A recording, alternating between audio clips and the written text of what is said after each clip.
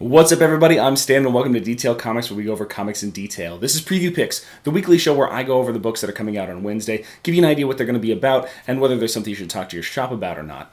To start off with, we're going to go with independent titles, and from Image, we have Descender number 18 from Jeff Lemire, and this is going to be continuing on this Orbital Mechanics storyline, which has really kind of started off on a really good foot.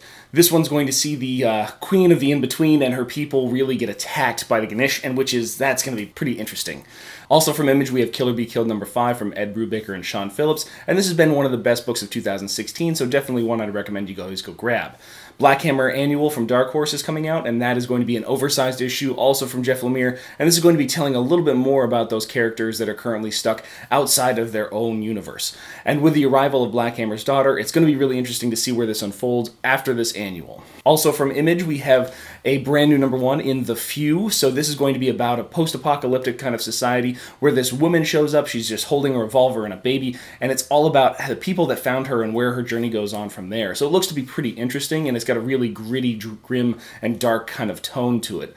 But number 1 from Image is going to be Curse Words. So Curse Words is from Charles Sewell, and this is about kind of like an evil wizard that makes his way to like New York and modern society to try and find fame, fortune, and glory, and it's pretty funny.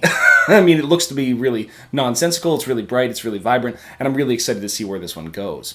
On DC's side, we have Harley Quinn number 12, which continues the Joker Loves Harley arc, where we last saw Red Tool facing off against the Joker on a park bench, so I'm interested to see how that one concludes. Then in Cave Carson number 4 from DC's Young Animal, we actually see the team arrive at their destination and start hunting for clues regarding what's happening with the citizens of this underground city that was the actual home for Cave Carson's daughter, and it's going to be pretty interesting to see where that one goes. Green Lanterns number 15 actually starts up a brand new story arc, or at least it looks like a one-shot, which is going to be really revolving around Jessica Cruz's newfound power and confidence. So that's going to be a pretty cool take on her, but I'm not necessarily sure it's going to keep me sticking around on that one. Where Green Arrow number 15 is going to be continuing on with the Emerald Outlaw arc, and with the reintroduction of Malcolm Merlyn, it's definitely going to be a pretty interesting book to follow along with. Over in Nightwing number 13, we see Dick Grayson kind of break ties with the Runoffs, simply because they can't trust him anymore, because everybody that keeps kind of working with him, supposedly, kind of gets taken down, and there's all kinds of different stuff going on, and Bloodhaven's turning out to be a really good arc. We also have Justice League number 13, which is continuing to tie into the Justice League versus Suicide Squad event from DC. So this still has Tim Seeley on the writing duty, so I'm really excited to see what he pulls out as this kind of new development has happened.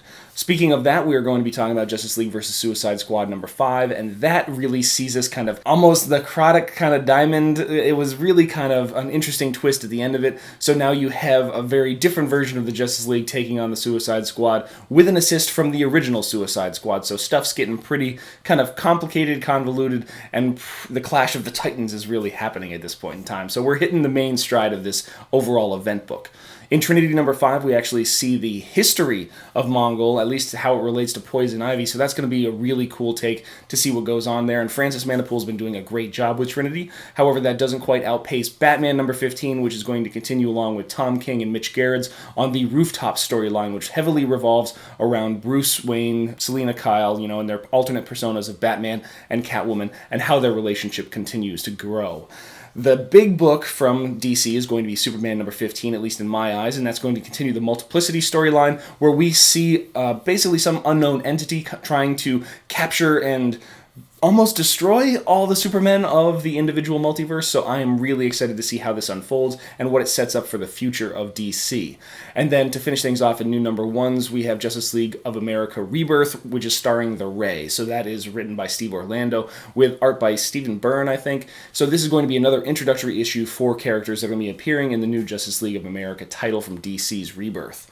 Over on Marvel's side, we have Spider-Gwen number 15, and that is going to continue the Sitting in a Tree arc. So I'm not sure how Spider-Gwen is going to be dealing with Miles Morales while also dealing with Peter Parker in the Clone Conspiracy, but we're not going to really get into that right now. Dr. Aphra is continuing on with issue number 3, and this is a really cool story about, Dr. Aphra, who is basically Space Indiana Jones. So I'm excited to see where that one goes.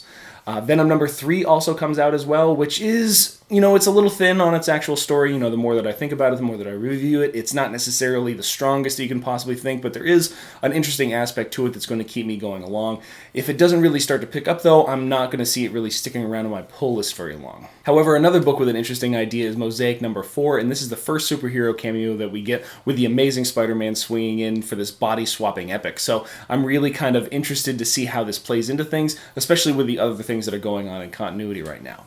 Next, we have U.S. Avengers #2, which continues on after the introduction of the Team, the Secret Empire, and the Golden Skull. So this Skulltocracy story arc is looking to be pretty interesting, and I'm really excited to see what kind of blending this kind of storyline can do between these different teammates. A lot of different personalities that are going to make for a really fun story. Also, we have Invincible Iron Man #3 coming out this week, and just in the previews alone, you can see that Riri Williams has decided to upgrade her armor, and it's really all about how she decided on a name. So I'm not necessarily sold on this one yet. However, I am really excited to see where this goes because I'm giving it every single chance that I possibly can. However, a book that needs no more chances is Ultimates #3, so that's Ultimate Squared #3, and this is easily one of my favorite books simply because it's dealing with all these cosmic goodness pieces, and I'm really excited to see what the results of the last conflict, which brought Lord Order and Master Chaos, or Master Order and Lord Chaos, and the Living Tribunal just basically got evaporated, so I'm really excited to see where that one goes. Also, we have Clone Conspiracy #4, which is continuing along with this darkest storyline of the Spider-Man saga, where we actually are probably going to see the Lizard kind of come into a little bit more conflict as these villains get a little bit more tense. But this is also going to complement Amazing Spider-Man #23, which is tying into the Clone Conspiracy, and this is going to be Peter talking with Gwen, and we're going to find out exactly what Gwen's motivations are and why she's sticking with the Jackal so closely. This is one of those things where you probably can't miss these two issues at all. Next, we have one of my surprise books, and that was Gamora. So Gamora #2 is coming out this week, and I was really excited by what Nicole Perlman did in issue #1, and I wasn't really expecting a whole lot from a Gamora storyline, and it absolutely blew me away. I mean, you don't necessarily get the same kind of art on the interior as you do from Izad Ribic on the cover, but it doesn't really matter because the story is just super solid, and I love the portrayal of Thanos, which is really entertaining.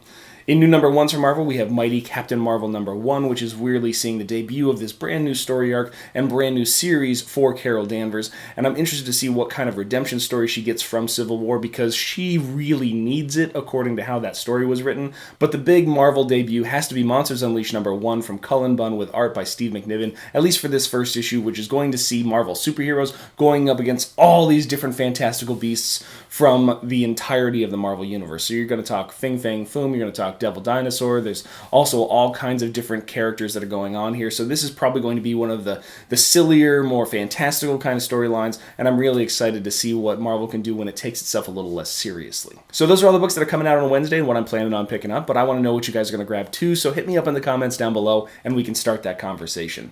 As always, if you like what you see, hit the like button, don't forget to subscribe right there to get more news, reviews, and commentary on comic books, comic book movies, comic book TV shows and games, and anything and everything inside the world of comics.